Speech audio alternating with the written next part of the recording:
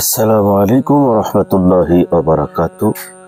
একটি আকুল আবেদন এবং হৃদয় নিগ্রাণু একটি হাদিস নিয়ে আপনাদের সামনে আমরা উপস্থিত হয়েছি। আবেদ ঘন মুহূর্ত তৈরি হয়েছিল রাসূলুল্লাহ সাল্লাল্লাহু আলাইহি ওয়াসাল্লামের ওফাত মোবারকের সময়। তিনি একবার হোঁশ হচ্ছেন, একবার বেহুশ হয়ে যাচ্ছিলেন। রসুলে আরবি সাল্লাল্লাহু আলাইহি ওয়াসাল্লাম উঠে ওযু করেছেন, গোসল করেছেন সালাত আদায় করবার জন্য, এবং তিনি আম্মাজান আয়েশা রাদিয়াল্লাহু তাআলা আনহাকে বলেছেন যে তোমার আব্বু আবু বকর সিদ্দিক রাদিয়াল্লাহু আনহুকে সালাত পড়িয়ে দিতে বলো।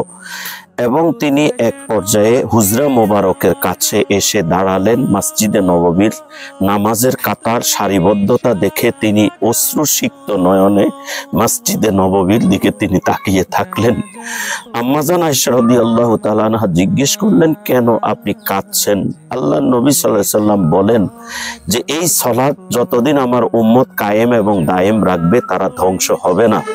মুসলিম শরীফের বর্ণনায় এসেছে রাসূলুল্লাহ সাল্লাল্লাহু আলাইহি ওয়াসাল্লাম ইবনে আব্বাস আলী রাদিয়াল্লাহু আনহু কাঁধে ভর দিয়ে জীবনের শেষ ওয়াক্ত নামাজ মুমূর্ষ অবস্থায় মসজিদে নববীতে পা হেসড়ে হেসড়ে তিনি আদায় করেছেন।